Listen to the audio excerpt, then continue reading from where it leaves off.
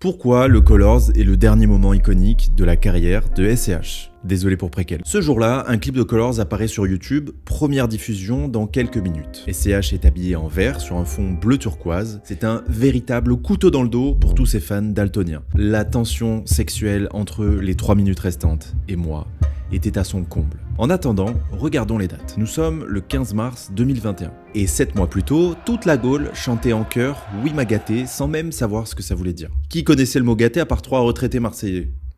Personne. Nouveau statut et maintenant, nouvel album.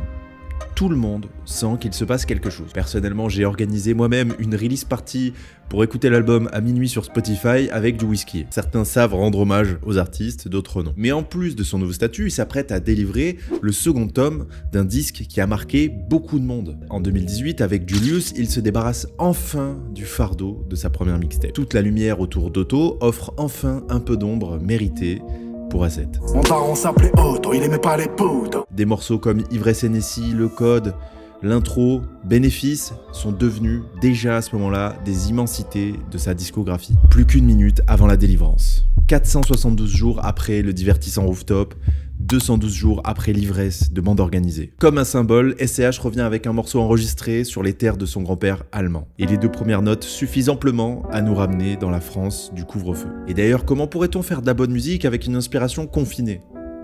C'est un secret bien gardé, qu'il a peut-être passé à La Fève, Frisk Orleans ou La Laïs, mais pas plus. Tout est parfait dans ce morceau, peut-être à part sa courte durée. C'est émouvant. L'orage est parti, où est le soleil?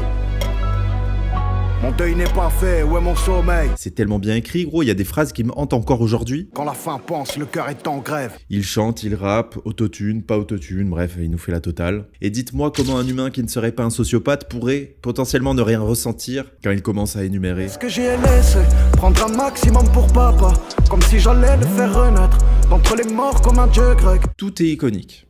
Des moments comme ça dans une carrière, il n'y en a pas 500. Et malheureusement, après la sortie du 2e tome, plus rien ne le sera jamais. L'immense succès de Bande Organisée, qu'il a reçu après avoir scandé 120 mots au hasard complètement ivre, lui ont fait changer de dimension. D'artiste sombre, vulgaire et mystérieux, il devient bonne ambiance et gendre idéal. Avec Loris sur YouTube, avec d'autres sur Netflix. Comment garder sa haine et sa rage, moteur de ces 2 albums classiques, avec autant de succès? Ne nous méprenons pas, tant mieux s'il est heureux, tant mieux s'il est riche.